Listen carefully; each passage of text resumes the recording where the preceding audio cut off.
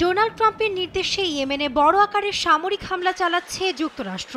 তবে এবার মার্কিন হামলার বিরুদ্ধে পেশাদার ও বেদনাদায়ক জবাব দেওয়ার হুঙ্কার ইয়েমেনের। হামলার একদিন পর স্থানীয় সময় রোববার ইয়েমেনের সুপ্রিম পলিটিক্যাল কাউন্সিল ইসরায়েলের সমর্থনে যুক্তরাষ্ট্রের আগ্রাসনের নিন্দা জানায়। সেই সঙ্গে আগ্রাসনের জবাব দিতে আরও কঠোর হওয়ার ইঙ্গিত দেয়। এ হামলা ইয়েমেনিদেরকে গাজাকে সমর্থন করা থেকে বিরত রাখবে না বলেও হুঙ্কার দেয় কাউন্সিল। গাজার উপর থেকে অবরোধ প্রত্যাহার করে মানবিক সহায়তা প্রবেশের অনুমতি না দেওয়া পর্যন্ত নৌ অভিযান অব্যাহত থাকার ঘোষণাও দেয় তারা। এদিকে ইয়েমেনের সবশেষ মার্কিন হামলার নিন্দা জানিয়েছে ইরান। যুক্তরাষ্ট্রের বিরুদ্ধে ধ্বংসাত্মক জবাব দেওয়ার প্রতিশ্রুতি দিয়েছেন ইরানের বিপ্লবী গার্ডের কমান্ডার হোসেইন সালামি। আবারও মার্কিন প্রেসিডেন্ট ইয়েমেন আনসার আল্লাহ কর্তৃক পরিচালিত অভিযানের জন্য ইরানকে দায়ী করেছেন। একই সঙ্গে আনসার আল্লাহকে সমর্থন করার বিরুদ্ধে আমাদের সতর্ক করেছেন। আমরা ঘোষণা করছি ইয়েমেন তাদের নিজস্ব ভূমিতে স্বাধীন। ইয়েমেনের কোনো প্রতিরোধ ফ্রন্টের সঙ্গে ইসলামী প্রজাতন্ত্রের কোনো যোগসূত্র নেই।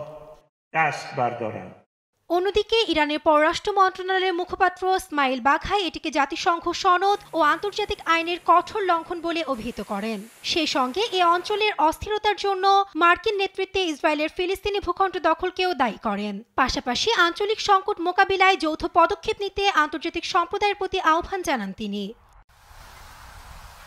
নিন্দা জানিয়েছে হামাস ও ইরান সমর্থিত ইরাকি মিলিশিয়া কাতাইব হিজবুল্লাহ। মার্কিন আগ্রাসনকে ইয়েমেনের সার্বভৌমত্ব ও স্থিতিশীলতার উপর আক্রমণ হিসেবে দেখছে ফিলিস্তিনের স্বাধীনতাকামী সংগঠন হামাস। এদিকে অঞ্চলটিতে উত্তেজনা নিরসনে আলোচনায় বসার আহ্বান জানিয়েছে মস্কো। মার্কিন পররাষ্ট্রমন্ত্রী মার্কো রুবিওর সঙ্গে ফোনালাপে রাশিয়ার পররাষ্ট্রমন্ত্রী সের্গেই ল্যাভরভ হুতিদের বিরুদ্ধে সামরিক অভিযান বন্ধ করতে ওয়াশিংটনের প্রতি আহ্বান জানান।